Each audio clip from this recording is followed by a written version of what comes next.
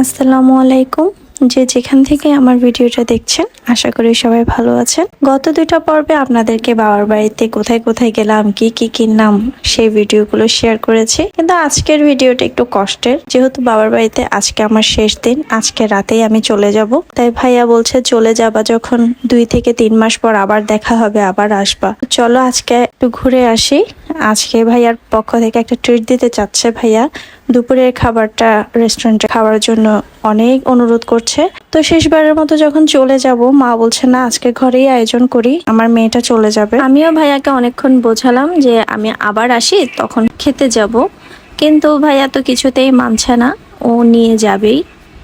তো আর কি করব, আর কিছু করার নেই, রাজি হয়ে গেলাম। তো এটা বলে আমরা সবাই চলে গেলাম বাবার বাড়ি খুবই কাছে আগ্রাবাদ লেমন গ্রাস রেস্টুরেন্টটা পার্সোনালি আমার খুব বেশি ভালো লাগে। ওদের খাবার দাবারগুলো অনেক বেশি মানসম্মত, আর সবচেয়ে বড় কথা হচ্ছে ওদের খাবারগুলো খুবই টেস্ট হয়। তো আমার অনেকদিন ধরেই দাওয়াতি এই প্লেটারটা খাওয়ার অনেক ইচ্ছে ছিল। এই প্লেটারের মধ্যে রূপচাঁদা মাছ, কাবাব, হোল চিকেন রোস্ট, ডিম, মাটন সহ পুরো প্লেটারটা সাজানো। তো ব্যাড লাক, আজকে আমরা এই প্লেটারটা অ্যাভেলেবেল পাইনি।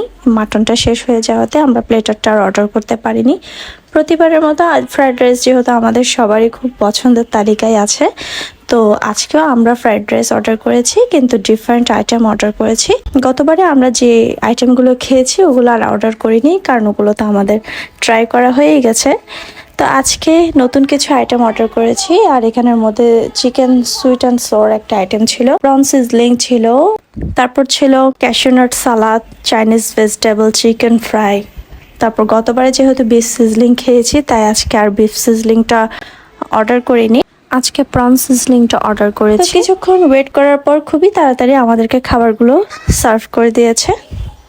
আর এদের খাবারের কথা কি বলবো, এত বেশি ফ্রেশ আর এত বেশি টেস্টি হয় সব আইটেমগুলো। আমার তো সবসময় লেমন গ্রাসের খাবারগুলো খুব বেশি পছন্দ।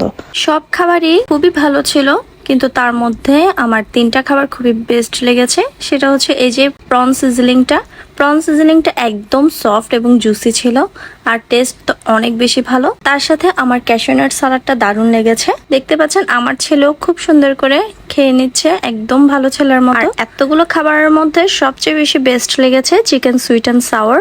এটার টেস্টটা টক ঝাল মিষ্টি সবই ছিল, এক কথাই অসাধারণ ছিল। চিকেন ফ্রাইটা আজকে আমার তেমন একটা ভালো লাগেনি, কারণ অন্যান্য বার যখন খেয়েছি চিকেন ফ্রাইটা খুবই বেস্ট ছিল। তো সব মিলে খুব মজা করে সবাই খেয়ে নিলাম। খাওয়া দাওয়া শেষ করে সবার শেষে পুরো রেস্টুরেন্টটা আমরা একটু ঘুরে নিলাম। সুন্দর সুন্দর প্লেস আছে এখানে ছবি তোলার জন্য, তো আমরা সবাই মিলে কিছু পিক তুলে নিলাম। চট্টগ্রামে যতদিনই থাকি খুব তাড়াতাড়ি সময়টা চলে যায়।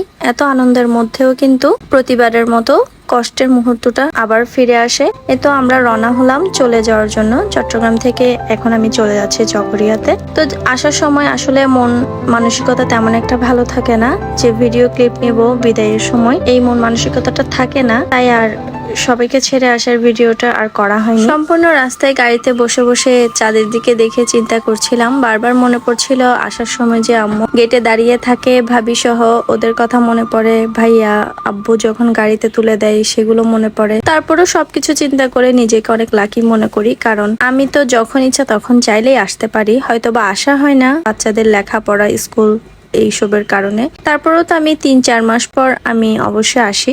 কিন্তু অনেকেই দেখা যায় বছরের পর বছর বাবার বাড়ি আসতে পারে না দূরত্বের কারণে। এইসব কথা চিন্তা করতে করতে একটা সময় আল্লাহর রহমতে পৌঁছেই গেলাম। তো ঘরে এসে যে আম্মু যা যা দিয়েছে, যেন এসে আমার রান্না বান্না করে কষ্ট করে খেতে না হয়, এই কারণে সব টিফিনে করে দিয়ে দিয়েছে। গরমের মধ্যে আম্মু আর ভাবি অনেক কষ্ট করে রান্না বান্না করে আমাকে দেওয়ার জন্য। তো লট্টা ফ্রাই যেহেতু আমার অনেক পছন্দ, ভাবি বলছে যে আমি ম্যারিনেট করে দিই, কারণ ফ্রাই করে দিলে আস্তে আস্তে ঠান্ডা হয়ে গেলে এটা খেয়ে মজা পাবো না। সবকিছু খুব সুন্দর করে ম্যারিনেট করে দিয়েছে, বেসনে কোট করে ফ্রাই করে নেব। এই যে বাবা মা ভাই বোন, এই সম্পর্ক যার সাথে পৃথিবীর কোনো কিছুরই তুলনা হবে না। নিঃস্বার্থভাবে যদি কেউ কিছু করে থাকে তাহলে এরাই করে থাকে। বাবার বাড়ি থেকে আসতে আসতে আমি ওই একটা কথাই ভাবি, আমি যে প্রিয়জনদের ছেড়ে এসেছি তারা যেন সবাই ভালো থাকে, সুস্থ থাকে, আমি যেন আবার গিয়ে সবাইকে দেখি। সেই সাথে আপনাদের সবার প্রত্যেকের ভালো থাকা কামনা করে আজকের মতো এখানেই শেষ করছি। আল্লাহ হাফেজ।